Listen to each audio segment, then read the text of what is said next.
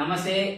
అఖిల్ భారతీయ విద్యార్థి పరిషత్ జగిత్యాల నగర శాఖ ఆధ్వర్యంలో విలేకరుల సమావేశం నిర్వహించడం జరుగుతూ ఉంది. ఎందుకోసం ఈ యొక్క విలేకరుల సమావేశం నిర్వహించడం జరుగుతూ ఉందంటే, జిల్లా లోపల అనేకమైనటువంటి సమస్యలు ఉన్నప్పటికీ కూడా ప్రధానమైన సమస్య చూసుకున్నట్టయితే బస్సుల విషయంలో చూసుకున్నట్టయితే ఏ ఒక్కరు కూడా బస్సుల విషయంలో చూసుకున్నట్టయితే మండలాల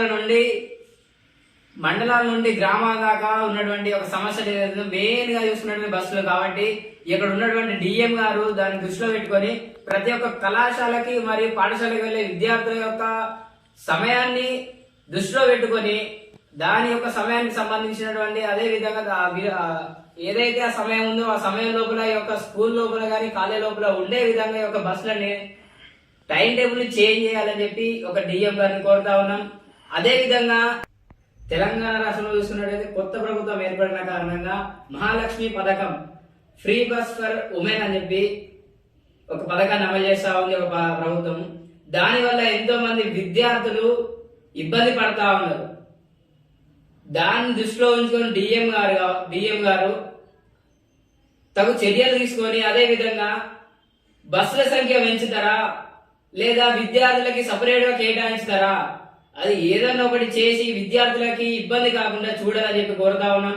అదే విధంగా కెపాసిటీ 50 నుంచి 60 మంది ఎక్కేటువంటి కెపాసిటీ ఉన్న బస్సుల్లో 100కు పైగా మంది ఎక్కుతా ఉన్నారు.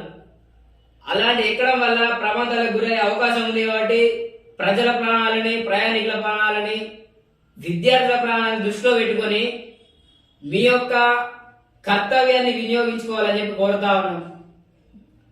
అదే విధంగా మొన్న చూసుకున్నట్టయితే వినతి పత్రం అని అందజేయడం జరిగింది. దీన్ని దృష్టిలో పెట్టుకొని ఈ యొక్క డిఎం గారు త్వరగా ఈ యొక్క బస్సుల సమస్య పైన పరిష్కారం చూపాలి. లేని ఎడల రాబోయేటువంటి రోజుల్లో విద్యార్థి పరిషత్తు ఏబీవీపీ బస్ డిపోను ముట్టడించడానికైనా వెనకాడబోదని చెప్పి హెచ్చరిస్తా ఉన్నాం.